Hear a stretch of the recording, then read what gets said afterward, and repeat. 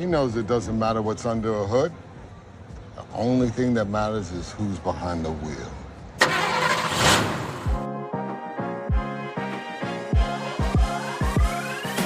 When I shan't, I don't stick divots. But again, with the driver right now, the driver sucks. I tried to activate my glutes the best I could. Most important thing, make sure you fade it.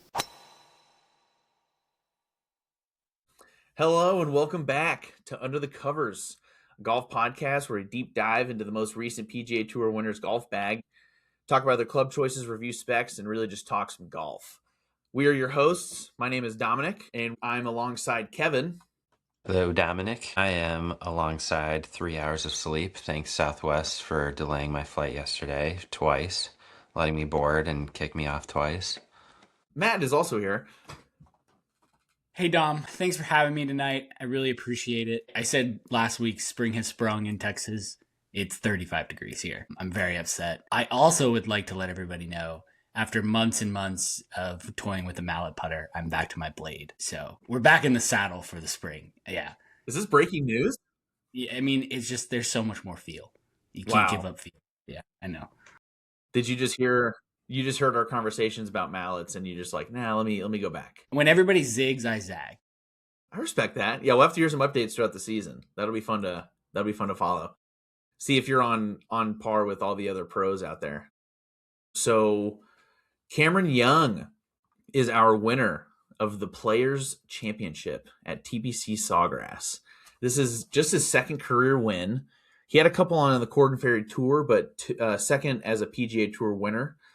Started off with a opening round of 68, 67, 72, and that 68 to kind of close out Matt Fitzpatrick at the end there for 13 under to finish.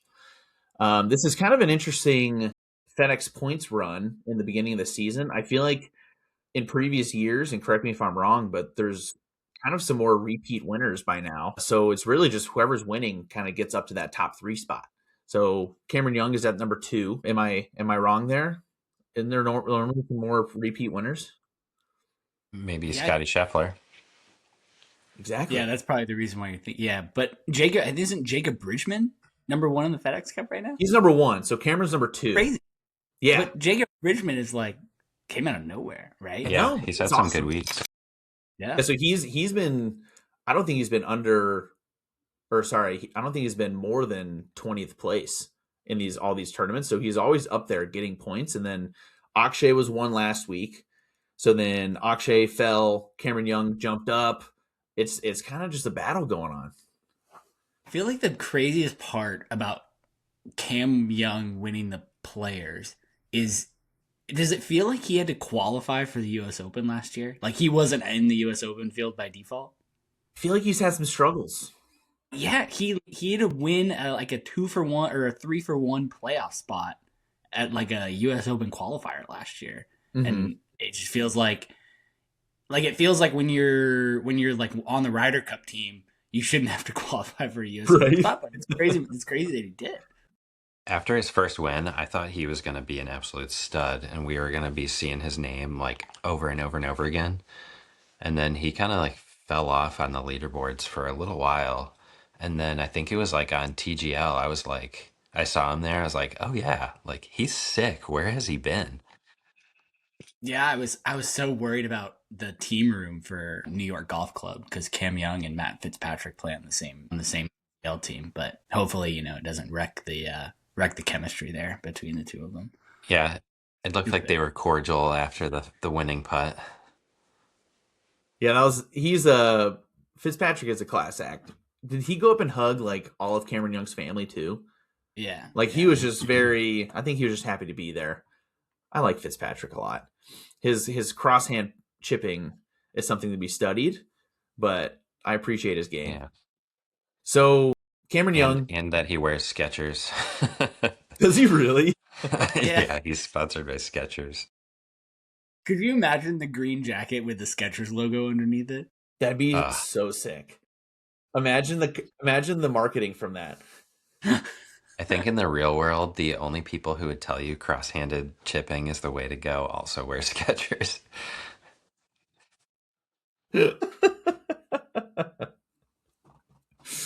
All right, so Cameron Young, Kevin, give me an insight. What's under the covers? So he's got a fun bag. His driver, Titleist GT3 11 degree, a little higher lofted than most Tour Pros, but it's one of their lower spinning heads. The GT4 would be the lowest spinning, but GT3 pretty low spinning. A Diamana PD60 TX, so pretty stiff, but relatively light. So he's trying to swing fast and really crank it. So I think we've talked about a bunch of Diamana shafts. What is the PD? I don't think we've really had that come up yet. I think PD is last year. White WD or whiteboard, I think, is their. Yeah, we've had a lot of whiteboards. It's their low launch. It's low launch, low spin. So yeah, we've had a lot of whiteboards. According to Mitsubishi, lowest launching, lowest spinning 5th generation Diamana shaft. So interesting that it's the 60. That seems pretty light for a guy as strong as him, especially when we get to his irons. Mm-hmm. But since it's so low launching, low spinning, that probably explains, the 11 degree. So he's just really trying to haul off on the driver, and apparently it worked this week. Yeah, I think he recently switched from the GT into the GT3. So definitely looking for like a bit of a different profile. Most of those, I think the GT2 has been more popular on tour than the GT3. So like GT2 might be a generational driver. GT3 maybe not as much, but interesting that it seems to work for him. Yeah. Cranking it, obviously. So I've been really wanting to get a GT3 for myself, but I'm just like so hooked with my Ping G440 and just the Ping lines in general. It's like, the meme where it's like the couple walking together, but like the guy is looking back.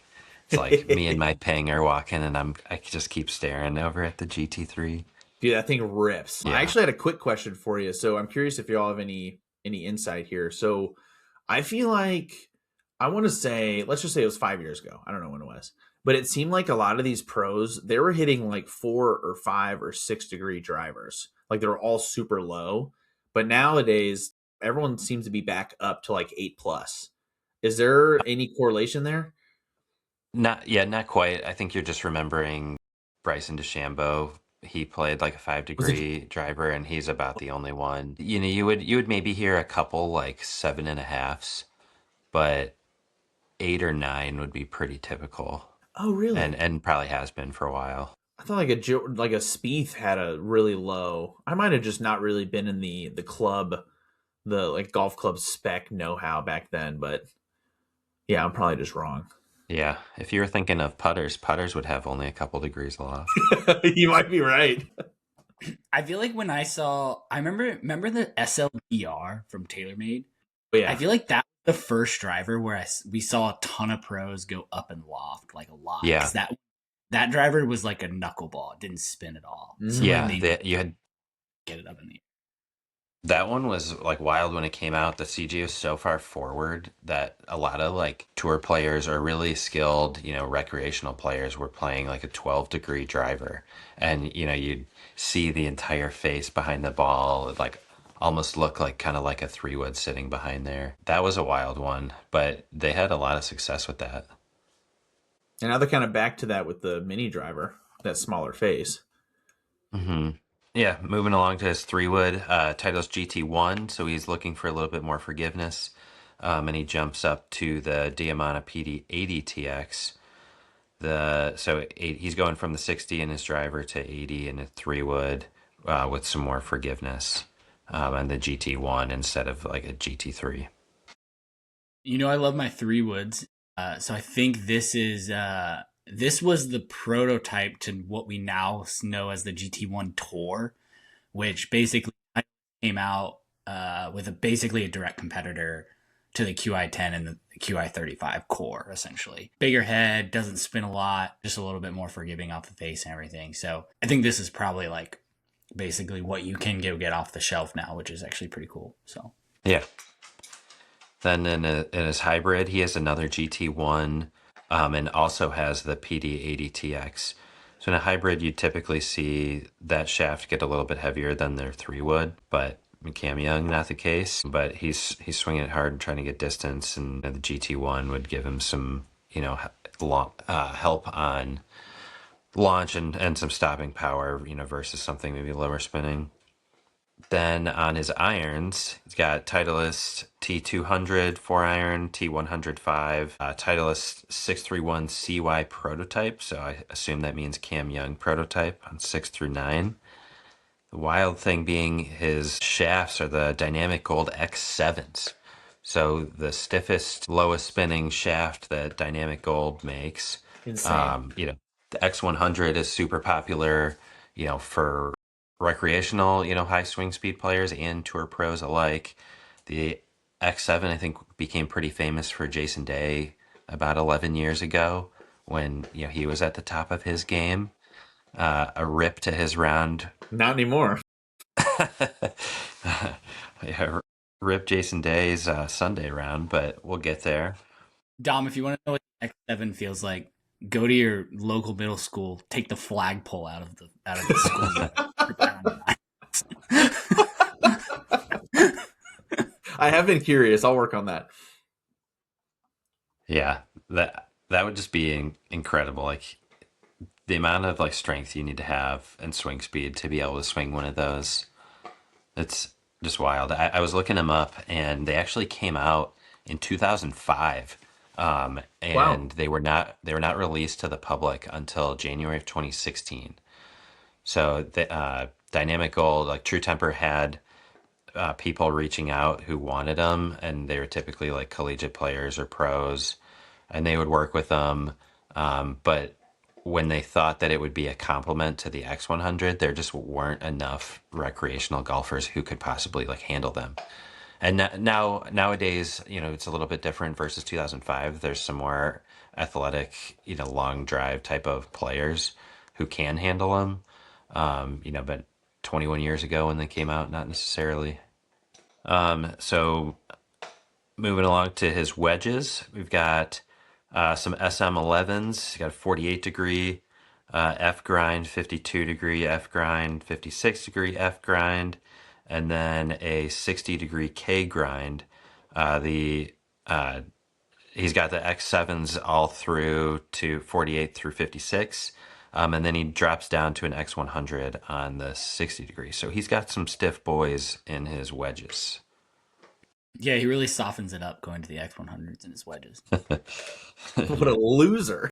I believe he plays the K Star, which is a pretty sick wedge. One that I have in my bag. Love it very much. I would consider it the ultimate bunker club. It is so good out of the bunker. I mean, you can swing as hard as you want, open the face up as wide as you want, and it just comes out like a soft pillow. Huh. I will say, sometimes too soft. Sometimes I've left a few in the bunker since I've gotten it, but I've gotten better. And is that just a test to the grind, like the actual grind is what's doing that, or something with the bounce too? Yeah, it's the bounce, right? So it's a super wide sole. And so it just glides through the sand super well. And the K Star is like a triple grind sole. So it's got like some leading edge relief, and then some trailing edge relief. And then it kind of just is a big, much wider than your normal sole you'd get.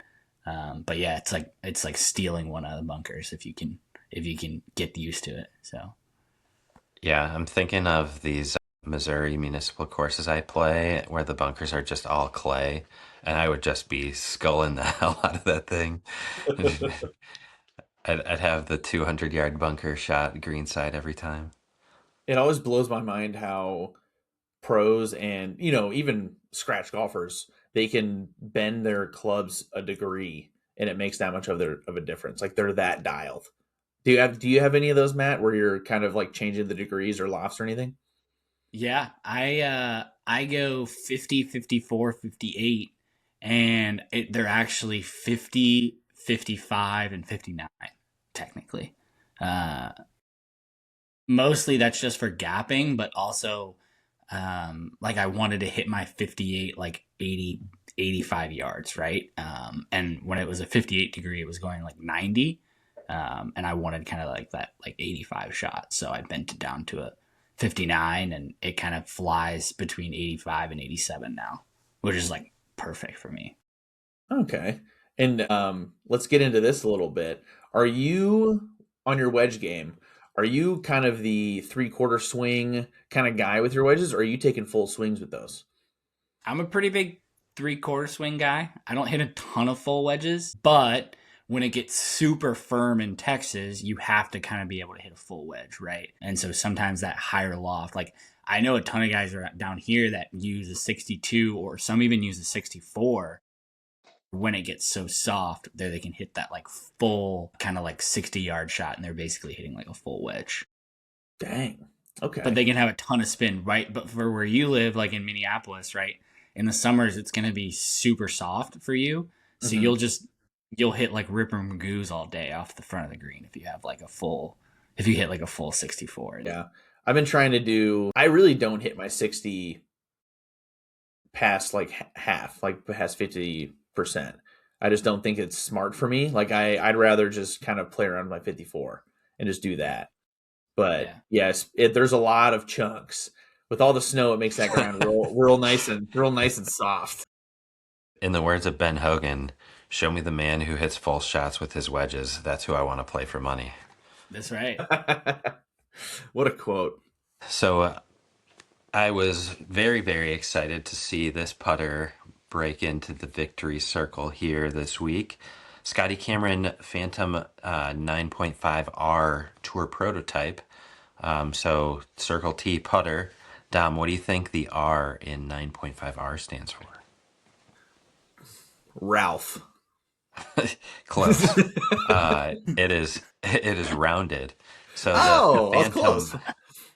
the Phantom line is pretty like blocky, rectangle-y.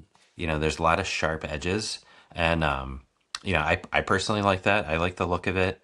The Phantom line has been pretty successful, recreational and on tour.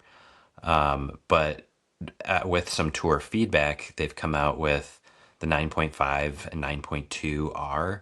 So the outer edges are just rounded and has like a little bit softer look to it. And then if you look, front on the face, and the bottom corners will still be a little sharp, but the top corners are totally rounded, have a nice radius there. But very sexy putter. Quite excited to see this one win and not another spider. Does he have the full chainmail link on there? I think so. I think the face of his has the chainmail, or however you say it, the milling. Chainmail milling. So you mentioned it before, his 3-wood, I think maybe he changed from a 3-wood, that's a prototype. And then he also has a couple more prototypes in his bag, and like his 6 through 9 wedges, they're the 631.CY for Cameron Young.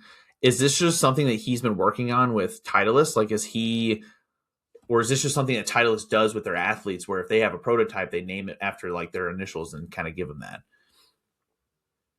Yeah, Adam Scott has had some like AS prototypes, and JT's had some JT prototypes. Like, I think it's just what they do.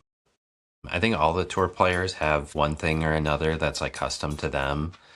And a lot of the times, like, we just don't know about it because they just keep it under the brand name, Quantum or whatever dumbass name that they're using. Particularly TaylorMade wants you to think that we're playing the exact same thing when we're really not.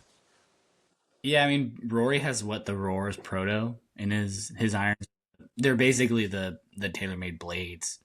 Mm. Really, I feel like it has something to do with either have like the groove pattern is different to get a different spin profile that they're looking for, or they've done some custom bounce along the leading edge or trailing edge to make it more how they want it to go through the turf. Yeah, I would love to know if Rory's like Roar's Proto is actually the ones that you can buy from TaylorMade, or if they just, took that and marketed it as a brand new blade.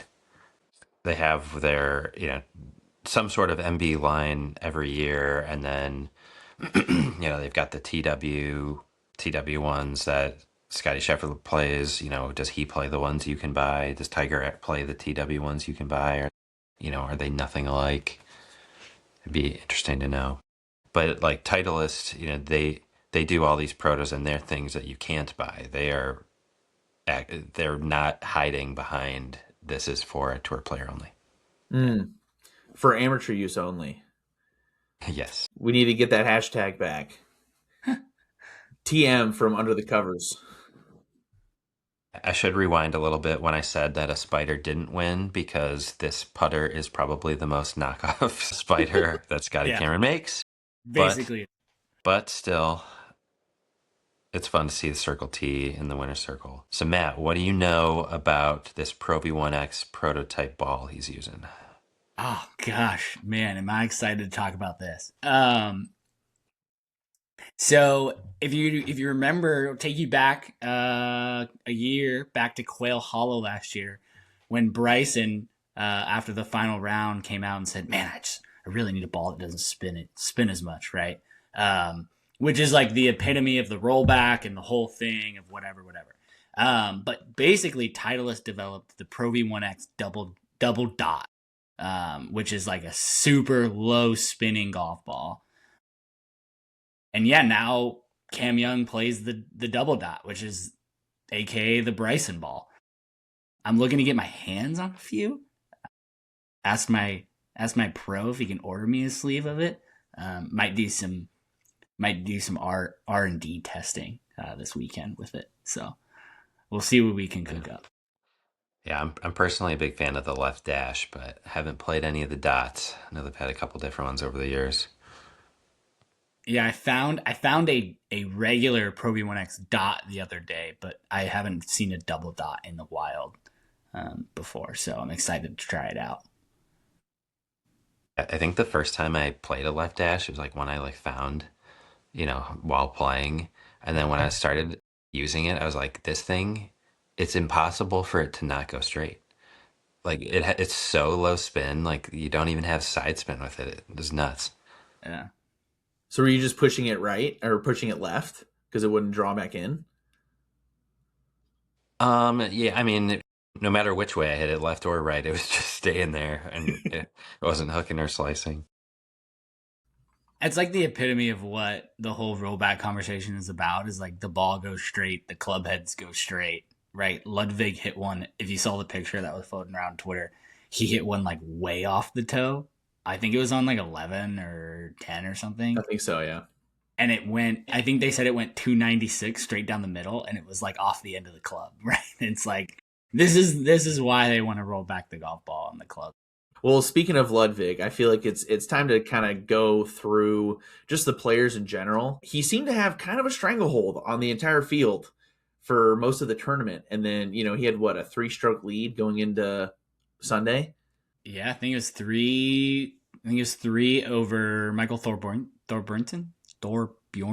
Yeah, it's a name we probably can't pronounce. He was out of it pretty early, unfortunately. Ludwig collapsed, man. Just had some bad swings on the back nine. It would have been so cool to see them two kind of battle it out. Just this is mainly stemming from the storyline that the announcers were giving. I'm not sure if y'all were able to listen too much, but so Thor and Ludwig, did they go to Tech together? They basically grew up playing golf together and were always competing, always having that fun friend camaraderie. And then his first time playing the Players, he gets to second place with his buddy in the final round. And then he just acts like one of us and gets a quad bogey, and then just gets out of it immediately. I think Thor went to Stanford, but they both won whatever the best player in college award is. Mm-hmm. The first year it was Ludwig, and then the next year it was Thor. They were both the best players in college. So they played a ton together. Both Adidas guys, which is interesting. Mm-hmm. The final. But the only thing I saw about Ludwig is he moves so fast on the golf course. Like if you watched him, that was the big storyline of it would take him 3 seconds between the time he sat down to hit the golf ball. And when he started hitting it bad, I feel like it got faster and he couldn't slow himself down. It was he needed to take a breath and be like, all right, I need to think about this or do whatever. And it was just when it's going well, like it did on Friday or whatever, when he shot 63, of course it's going to work. But when it's going bad, he needs to figure out a way to like walk slower, just do everything a little bit slower. Which seems that could That's even be one of the jobs of the caddy. It's just kind of getting his head a little bit like, hey, let's take a breath, think about it for two more seconds instead of 1 second, you know? Yeah, like it's like what is he doing while he's waiting? You know, as long as Brian Harmon's in front of him, he knows he's going to have to wait on a bunch of these shots, so he might as well take a little bit more time. Wow, Kevin throwing shots at lefties. Tough. Hey, he's short, so I can throw a shot at him. No, I actually like Brian Harmon, but some of those videos are brutal to watch. Dude. Yeah. I was gonna say he's trying to be like Dustin Johnson a little bit, where just really plays fast, but this is where, and it's such a funny debate when people talk about this, but it's like, are dumb dudes the best at golf? Because you don't overthink anything. Like the guy who's saying just fade it when you're trying to fade it is like, and so fast, doesn't think about it. He's just one of the better players out there. But then Ludwig, who's so technical, is a robot essentially, and then now he's in contention, has more time to think. That kind of seems like a little bit of a downturn. Yeah, I mean, I think we also have to remember he's still sort of young. I mean, he's a little bit older than some of those guys, and I think everybody's like, oh, is Ludwig a choker or whatever. Like, if it was me, I'd put my money on Ludwig winning the Masters in 2 weeks. Ooh, okay. Doesn't this feel like you lose the players and then you come back and do something better, right? One of those stories that just makes sense, right? Yeah. I don't know. I feel like I see it happening. God, I hope we can clip that in 2 weeks. That'd be sick. Put it in black and white, show him with a green jacket on. That'd be awesome. Yeah.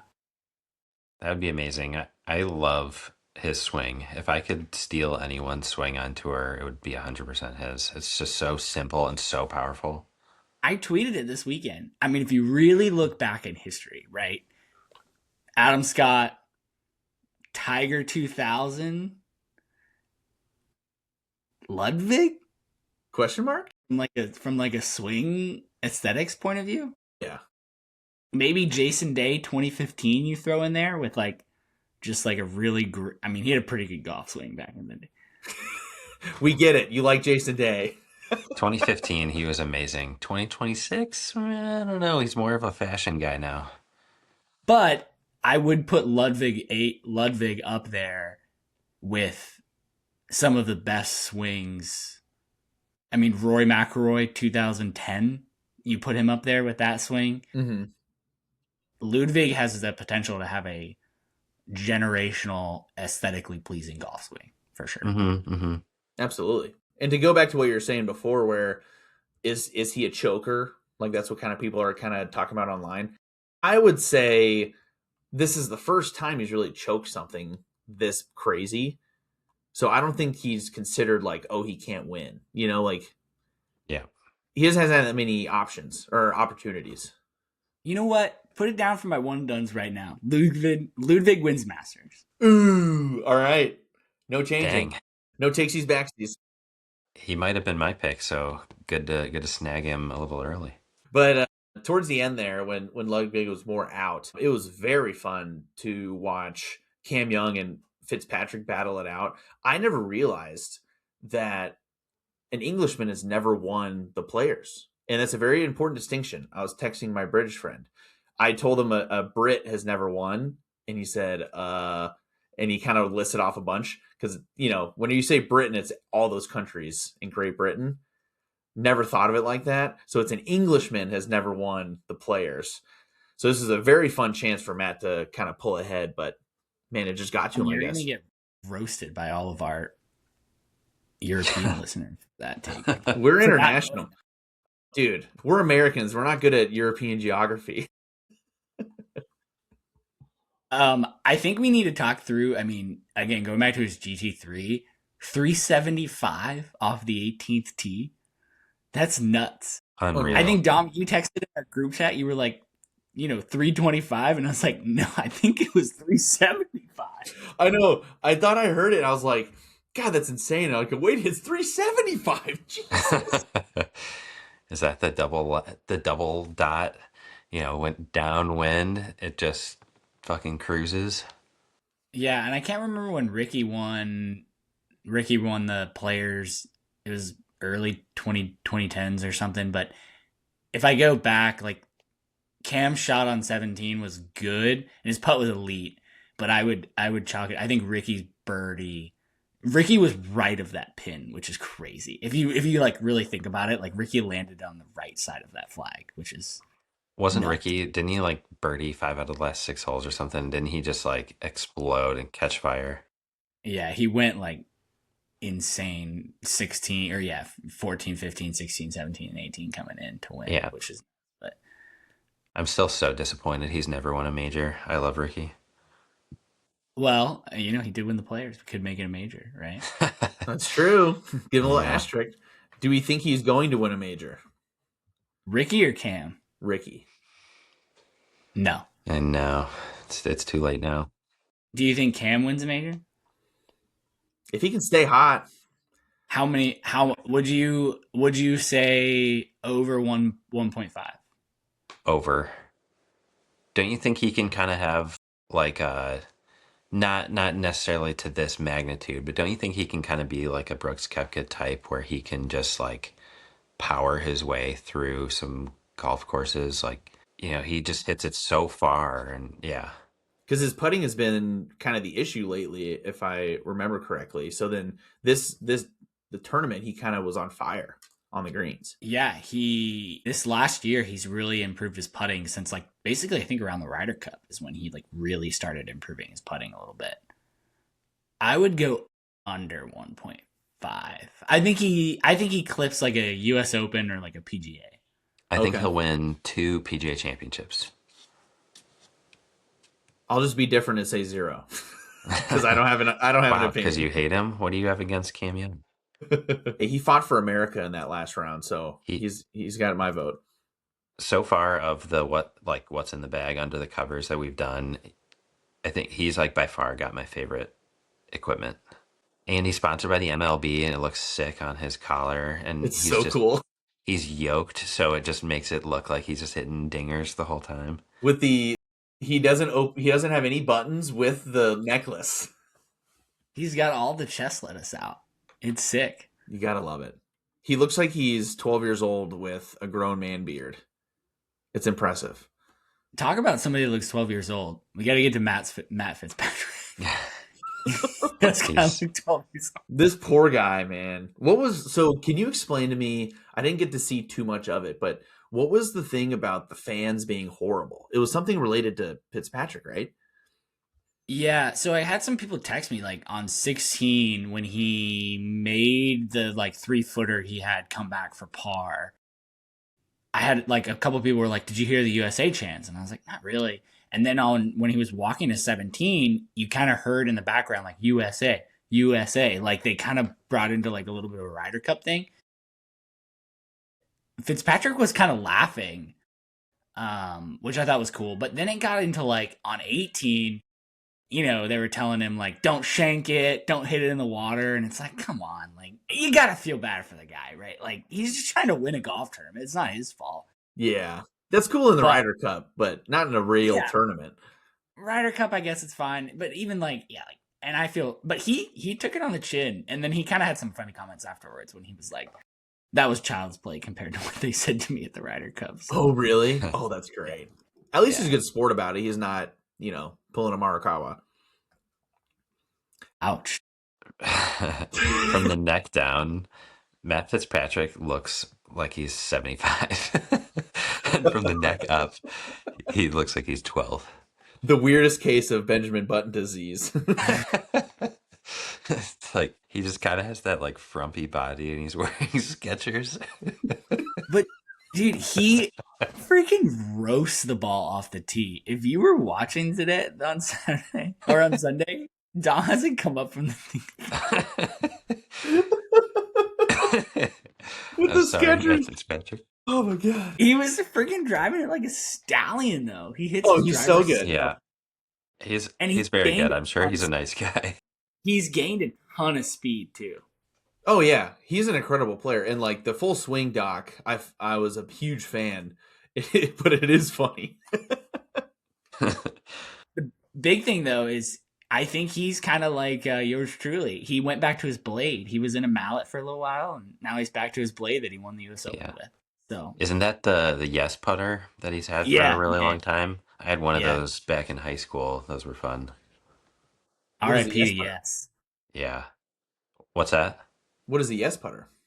It was a brand. I think they got bought out by, was it That- Adams? And then TaylorMade bought out Adams and basically shut them down. Then they had a brief like resurgence, but someone bought like the patent for the C groove face. So the Right. Yes putters had, it's like a upside down U. They call it the C groove, but it's like a rainbow arc.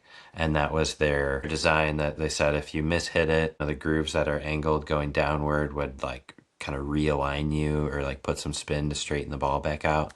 And then if you hit it right in the middle, you got like the rainbow arc right at where it would be parallel to the ground. So then that would give you like a nice roll going forward. So supposed to just help get the ball rolling with that like face friction, if that makes any sense. Hopefully I'm explaining that like simple enough. But yeah, Yes putters were really cool. They had some like fun names and fun designs and all that. I had like the really classic, like single wide blade, like the Phil Mickelson 8802 type of blade. And I think they were all named after like they were girls' names. I don't know the story behind it, but Yeah, my dad has the Cali at home, sitting in his. I always putt with it when I'm in his office or whatever. Go down yeah, there. And I yeah, think it I had was the Sophie.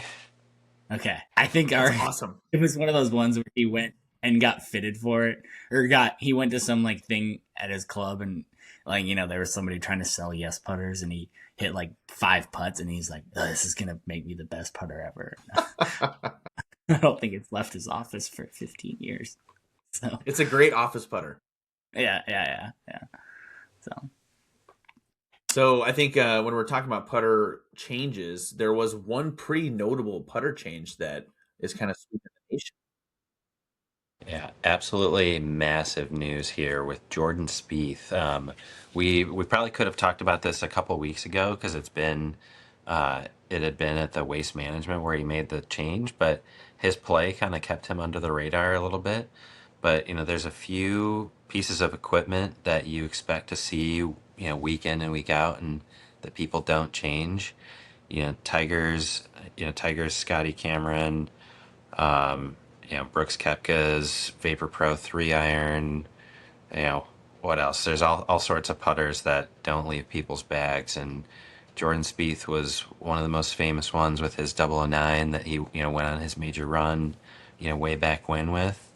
And now he's in TP Mills JS Proto. I assume that stands for Jordan Spieth. But Matt, what do you know about TP Mills? I don't know a ton, honestly. I know they have some pretty cool stamping patterns and they're getting more and more popular, but other than that, I'm confused on this change because I feel like what would Scotty not make Jordan that he would go to a TP Mills with? Like Yeah, Scotty Cameron would make Jordan anything he wants. yeah, I was reading about it, and it was like one of Jordan's friends reached out to TP Mills and just like, hey, Jordan's like thinking about toying around with something. Can you make him one?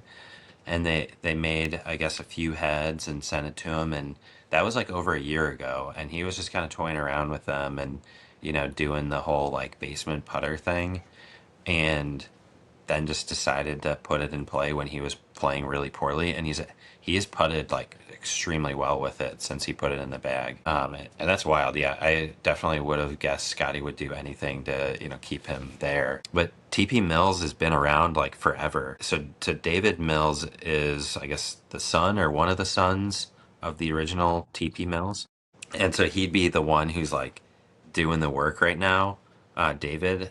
But Truett P. Mills Sr. founded the company in 1963, and it was all like playable works of art was the slogan. So they don't advertise. they don't like push or sponsor or pay any tour player, but they've had a huge like presence across the tour ever since it was founded. Like Phil Mickelson has played it. I want to say it was like Jack Nicklaus. I think Arnold Palmer had one. Like some really big names have played these putters. And I knew I had recognized the name, but I feel like I hadn't like really dug into it until seeing Jordan make this switch. Has there been, obviously there's been major club switches, but like I feel like you said, Jordan's been so heavily on Scotty. Like, has there been a bigger transition for club manufacturers or putter manufacturers here? I guess what do you mean by bigger transition? Because there's definitely been Like, some really catastrophic or big explosive changes. that's what I'm trying to kind of weed out here, because he was so ingrained in the Scotty era, and then now he's just Yeah. switching. So, what other switches has there been? The biggest one that sticks out to me is probably Tiger when he switched from his Scotty over to the Nike Method line.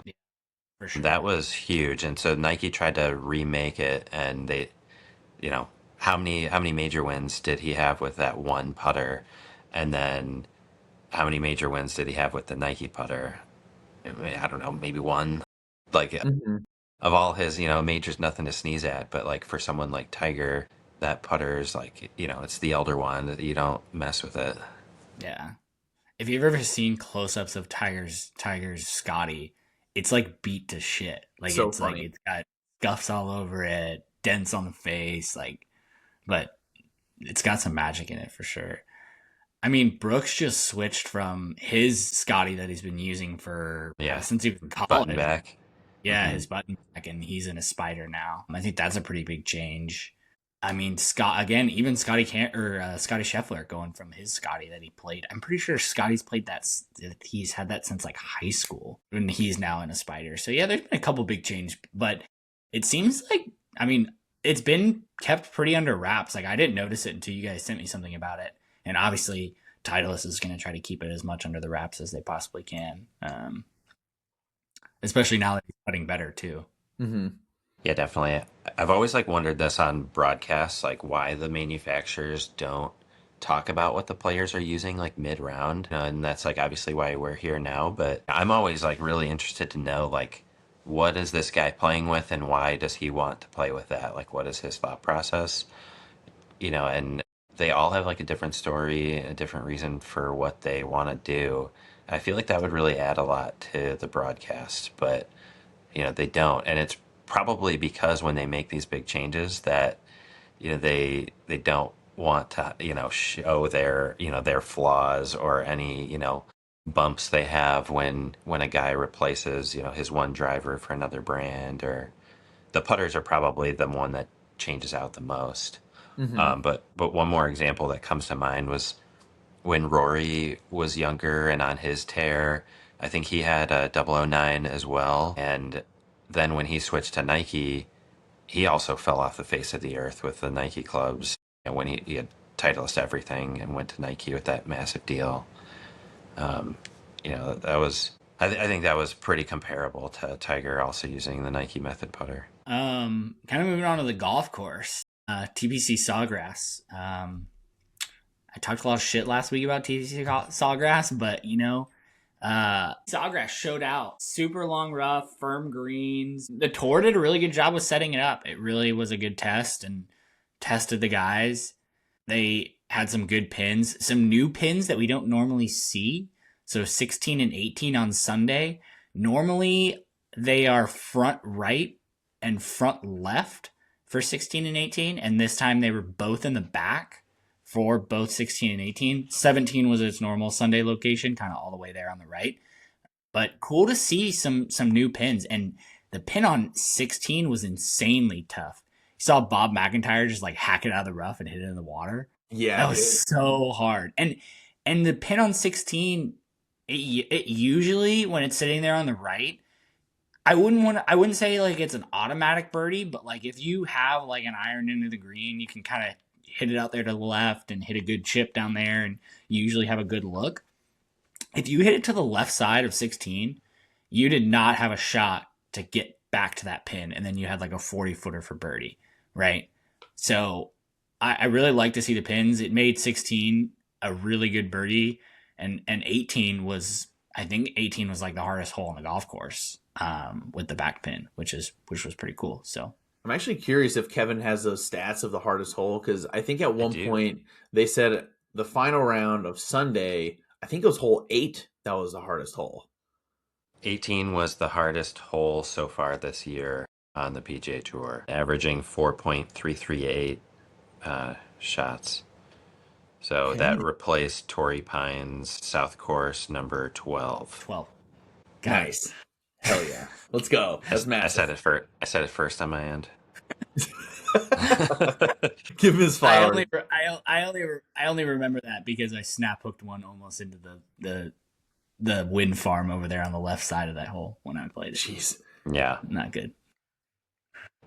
What's the third hardest hole of the 2026 season? Out of all courses, or is it at Sawgrass?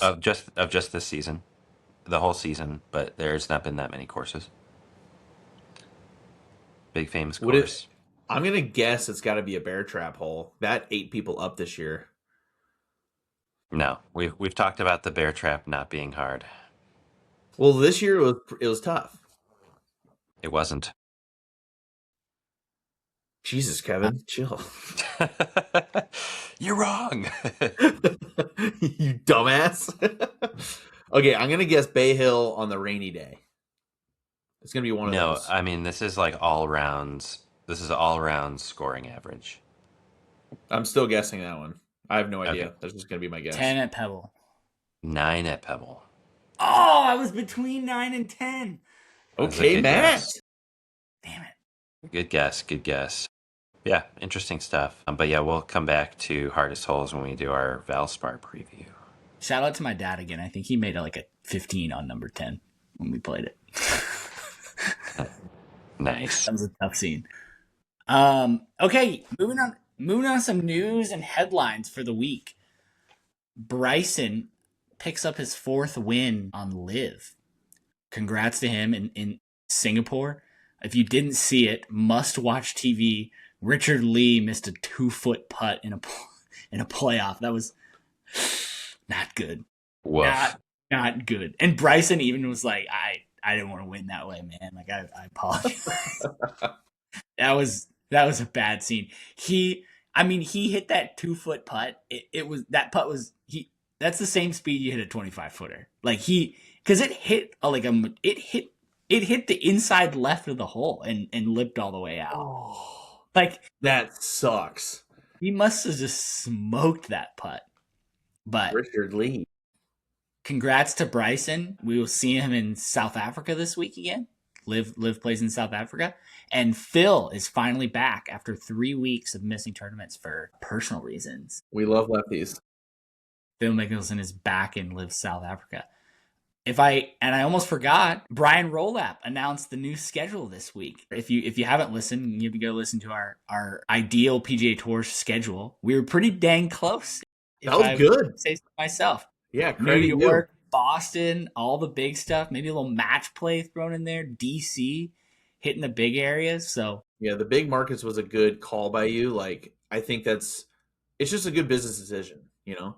So Brian Rolap did a whole thing, talked about kind of the signature events are going to kind of go away as we know them, right? Right now, the signature events are 80 guys, no cut or really small cut. It's going up to 120 players, so bigger field with an actual cut line. So that's going to be good. We'll get to see some more players in there, but yeah, I think, and he's going to double the amount of events. So going from 8 or 10 or however many Siggies we have now to around 20. Which is a lot of events, but bigger field, bigger cut. That's going to be hell for you on one and dones. I know. I love match play. I hope we just get all sorts of match play. Yeah, and it looks like some of the is coming to the end of the season, so we'll get some primetime golf in August, which will be sick. I love it. That's news for the week.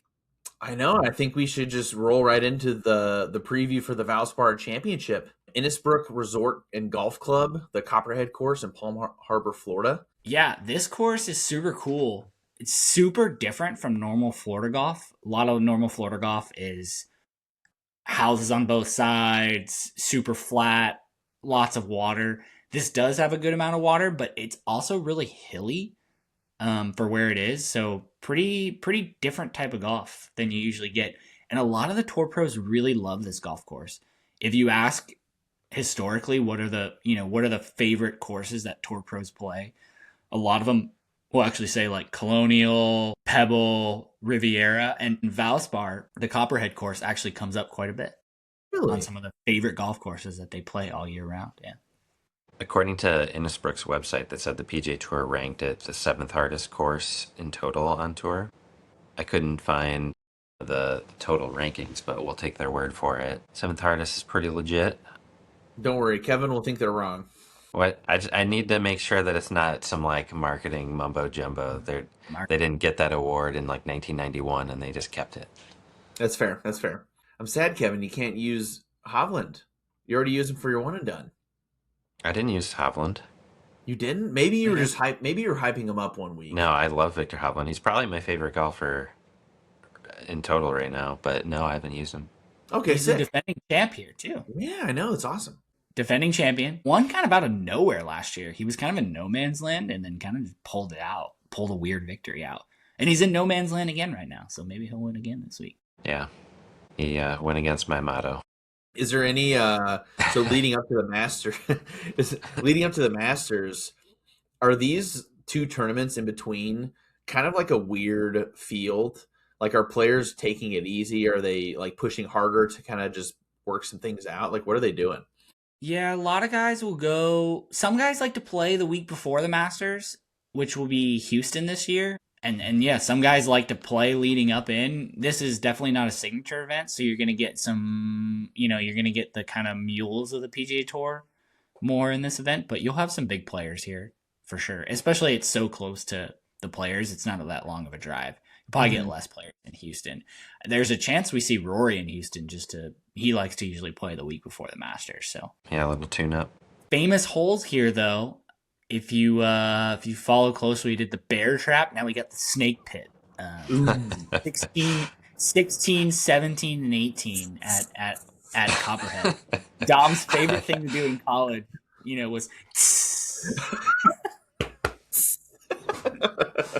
or the Copperhead Road dance. That's right. My favorite song in the club. did a ton of Copperhead Road. I always found my way to the back of the bar whenever the Copperhead Road came. Oh my God, it was too much, dude. Too much. So yeah, we have another, and I'd love to know is, maybe we can look at it at some point, Kevin, is 16, 17 as hard as 16, 17, and 18 as hard as they say, Yeah, that'll make its way into trivia time. All right. Yeah, the snake pit kind of cracked me up with the name, again with the bear trap, and PGA West has Alcatraz, and everyone wants to have their own amen corner, but there's only one of those. The snake pit is actually pretty hard. The 16th hole was in the 2025 season was the 34th hardest hole on tour.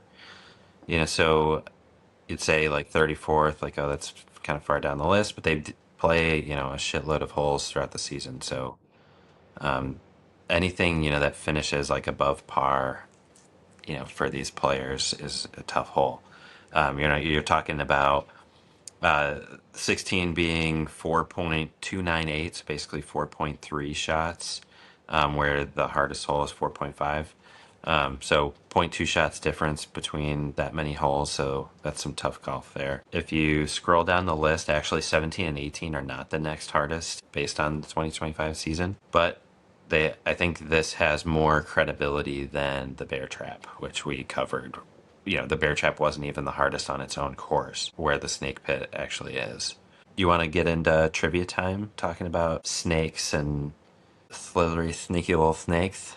I thought you had the perfect segue into trivia time. Let's let it rip. Go for it. Okay, so the snake pit 16, 17, and 18. Obviously the course is called Copperhead, which is a type of snake. Florida has all sorts of snakes in slithery little reptiles. But number 16, this hole that we're talking about, number 34th hardest according to 2025 scoring averages, is named after what snake? If either of you get it right, the other two will chug a beer. I know this. I believe it's the Rattler.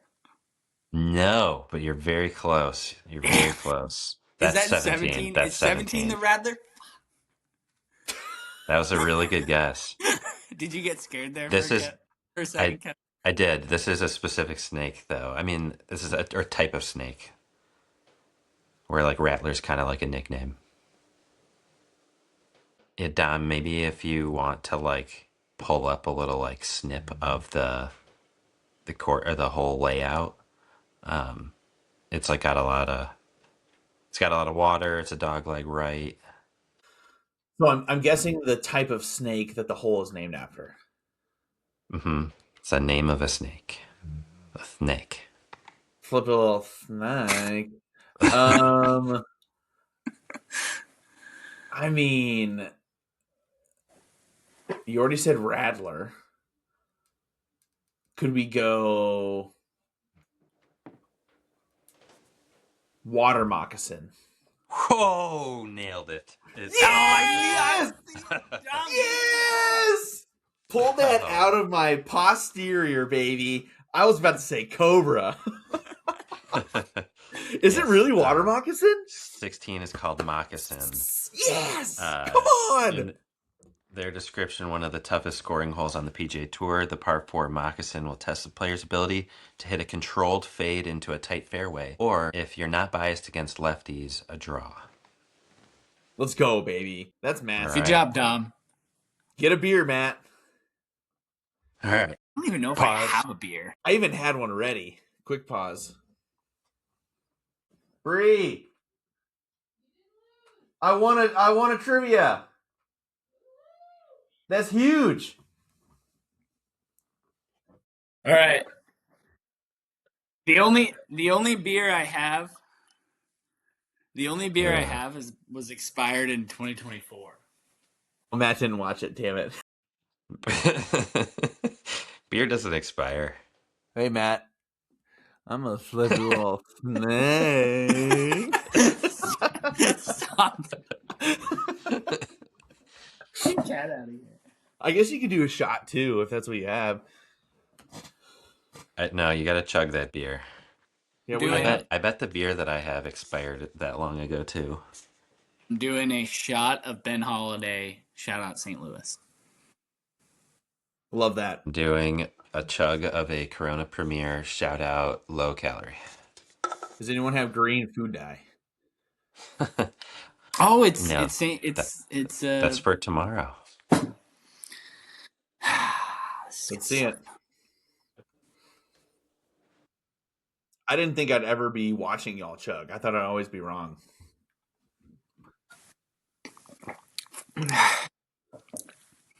Actually, I really enjoyed it. Oh, it's so cold. Yeah, I really enjoyed that.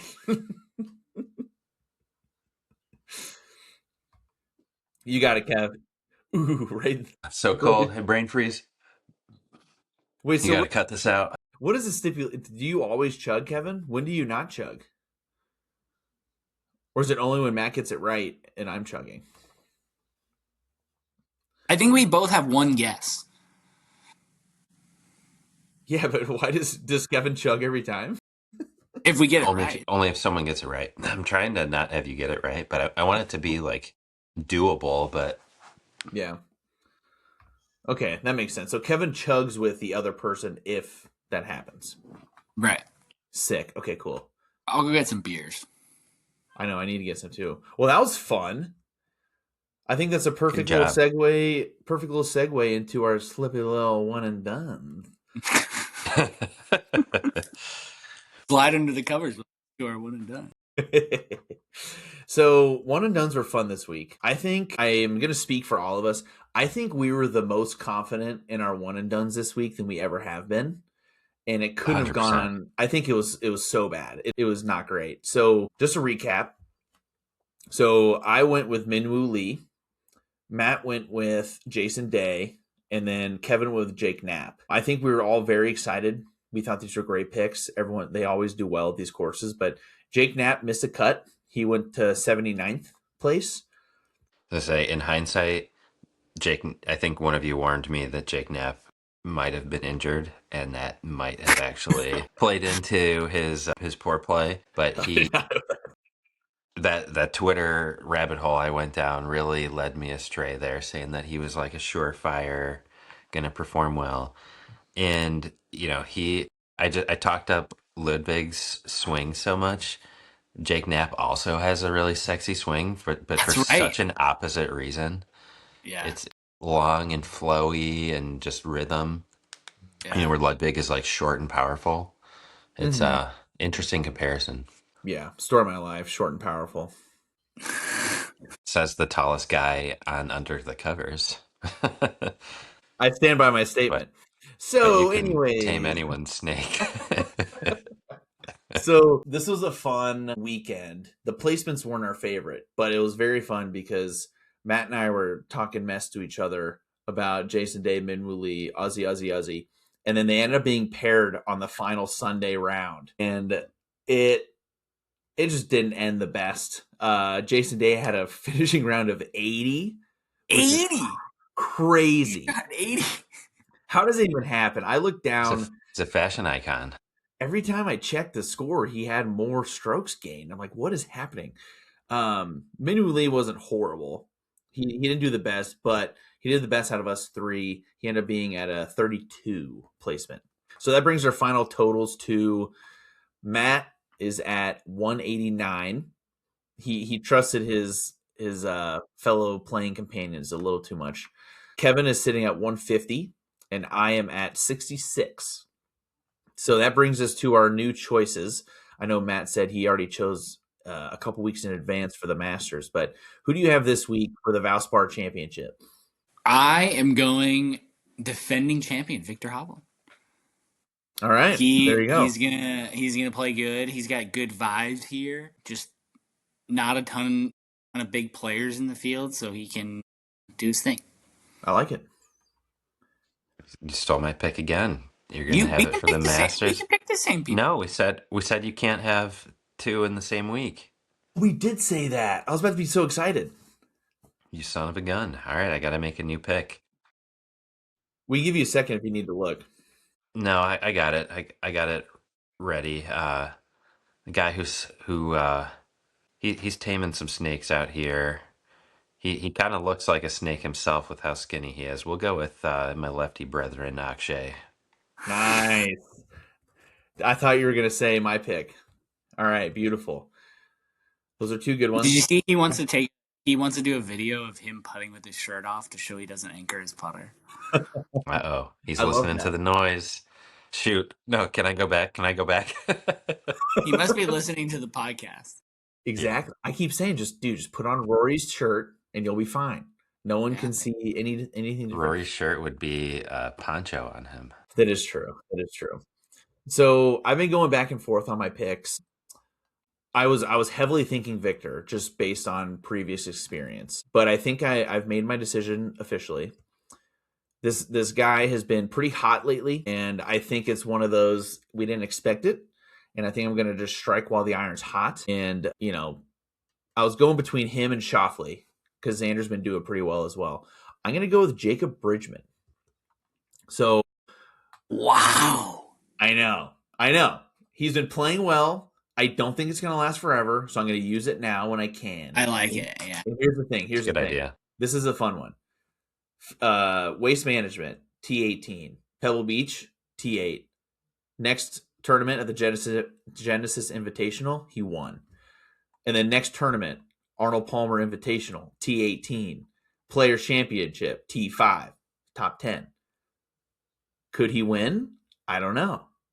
It's a good pick. It's a good one to get off the board for sure. There's some fun streaks, but yeah, the real reason that was just a fun tidbit when I looked at his past results. But he's just been playing well lately, and like Maybe he just has a good round now. Who knows what happens at the Masters coming up? But he's just been. I'm kind of going with the guy who I think is going to make the cut, and I think that's him. So, should be showing on the screen. Wanted to share this with y'all. This is our resident coder, Matt. He threw this spreadsheet together so we can track all of the equipment manufacturers and their clubs, woods, irons, wedges, things like that, and how many wins each manufacturer has. So, starting with the driver, as you can see, TaylorMade is winning in most of these categories. 3 to TaylorMade, 2 to Callaway, 2 to Ping, and then 1 each for Srixon and Titleist. But the most important thing, if you're watching, this might be weird as a listener, but the most important stat here is the wins, the total wins. So currently, TaylorMade is destroying the competition with 23 total wins. And for the listeners, the categories are driver, woods, iron, wedges, putter. Yeah, I think a lot of it's driven by they've had Scotty and Jacob Bridgman who've been under TaylorMade. They're under TaylorMade deals, obviously. So that's driving a lot of it. But honestly, I think a lot of it is kind of what we talked about a lot on this podcast.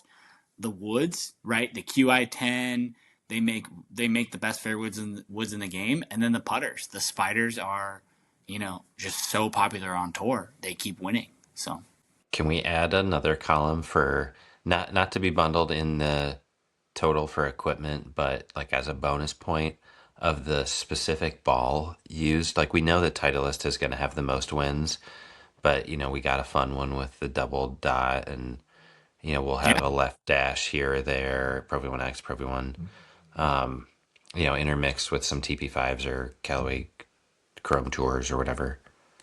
It'd be fun to see that just as like a extra credit. yeah, and I think a lot of too is Chris Gotterup, right? He's won twice this year, and he plays a spider, and he's not a TaylorMade staffer. So currently, I went through the categories. So right now, TaylorMade is at 23 total wins. This is excluding balls. TaylorMade at 23 total wins. The next closest is Titleist with 8. So 23, 8, 6, 3, 2, 2, 1. Going with a mix of these manufacturers. So TaylorMade, they've kind of been on a tear this year, and the only thing I can think about, unfortunately, is their prices are going to skyrocket. They throw a lot of darts at the board, right? They have a lot of guys at the playoff. They have a lot of guys that are signed, and Titleist probably doesn't have as many. They're pretty up there, but I think you'll see. I think last year, if we would have done this, you would have seen a lot of GT2s and GT3s in the winner's circle versus the QI35 or whatever. But yeah, TaylorMade's on a hot streak, man. They have Scotty, Rory, and Tommy. So they're gonna do well. They're gonna be at the top every year, right? For sure. Yeah, I wanted to like throw in like a question. Like, is it just like golf snobbery that like seems like so stunning to me? Because TaylorMade just seems like not as high a quality of club as like some other manufacturers, and they're just like this marketing powerhouse, and sponsorship powerhouse. But like to me, I don't think their clubs are as nice as like Titleist or Ping, or as good performing. But maybe they are. Maybe it's just maybe I'm holding my nose in the air too much or something. I think they just choose better players and get better contracts. Maybe. So here's a better question that I was about to ask. Does Titleist have that strict 14 club deal, or can you have a Titleist and a Srixon and all these different clubs where you can see some guys with a bunch of different manufacturers in one bag? I'll let Matt answer, and then I want to throw in one thing after that. I think Titleist has pretty strict 14 club deals. 13 or 14 for sure. I don't know if it's but TaylorMade usually lets you out of the putter if you've used a Scotty for years and years on end. But other than that, I think TaylorMade is going to get you into the driver. They're going to get you into the wood. They're going to get you into the irons, and they're going to get you in the wet. Except excluding Scotty, they're going to get you in the wedges. Yeah. So with Titleist, like this is entirely based off of like a feel. I haven't like recorded any of this, but there's like some examples that stand out.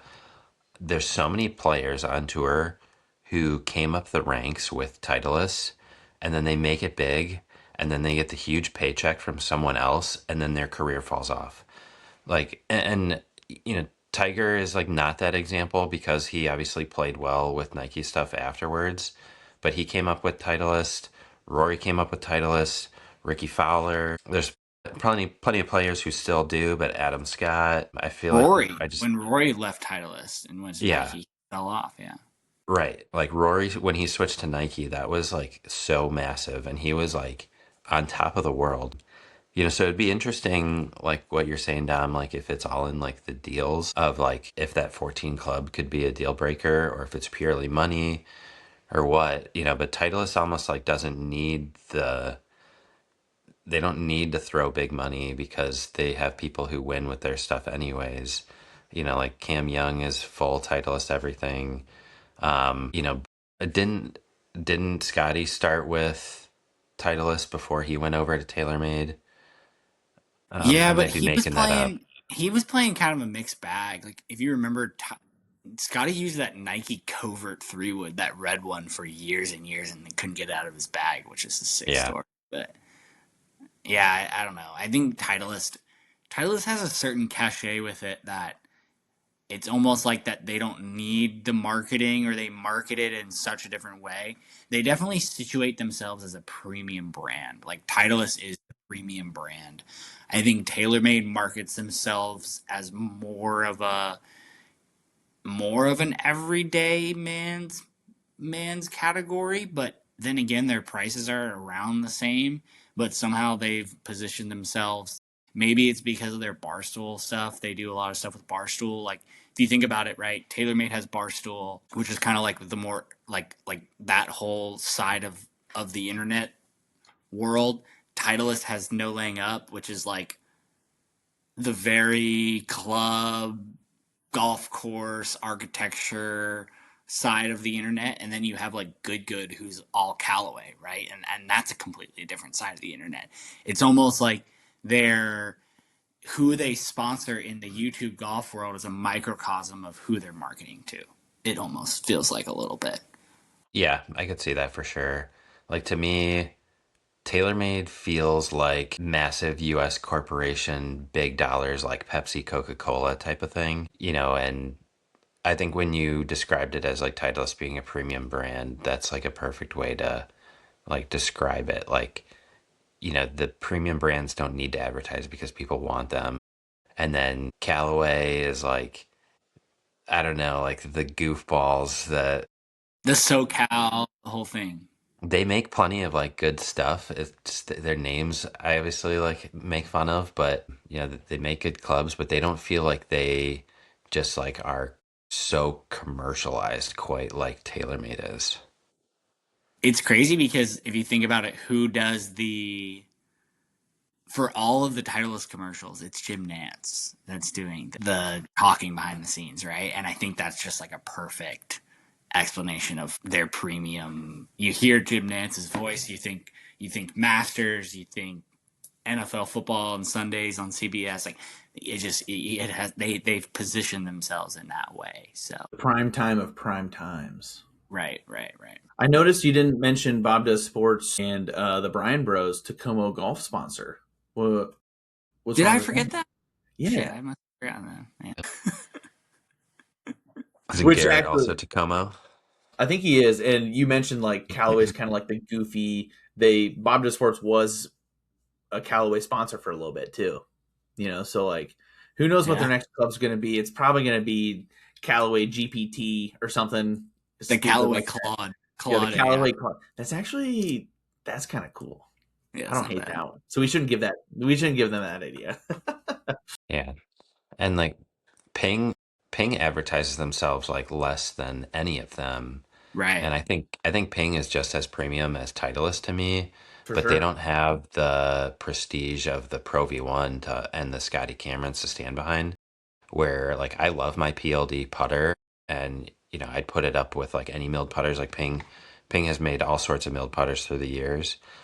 But like Scotty kind of has that like almost like Rolex, like the brand name, like PLD or whatever Ping milled putter doesn't have that, like collector's item name to it. And so it's just interesting looking at the tracker here as we get to the, we're getting close to like a quarter of the way through the season, as we're approaching our first major.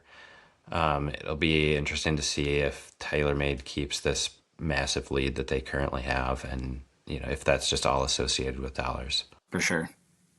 People that play Ping love Ping. Yep. I love Ping, man. I wish I had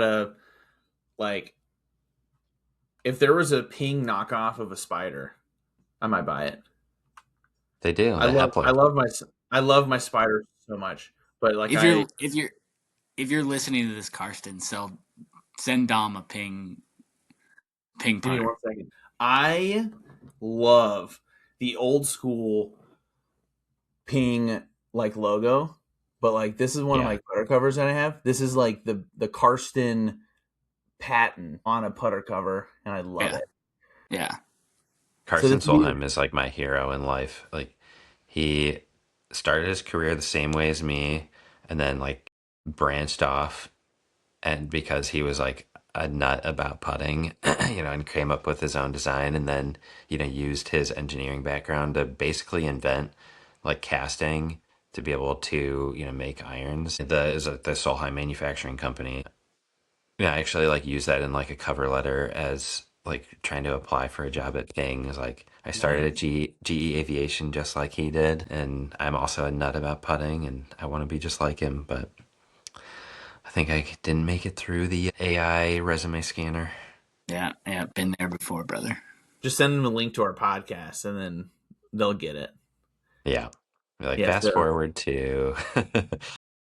Well, if you made it this far, we want to thank you. Be sure to follow us on our socials: Spotify, Apple Podcasts, YouTube, Twitter, X, at Under the Covers Golf. I think we're all pretty pumped to see the Valspar Championship.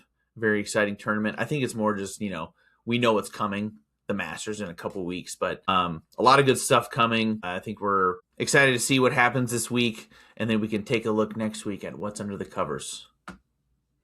Shout out Brian Lepp. Thanks for saving the PG Tour. You're my hero. He knows it doesn't matter what's under a hood. The only thing that matters is who's behind the wheel.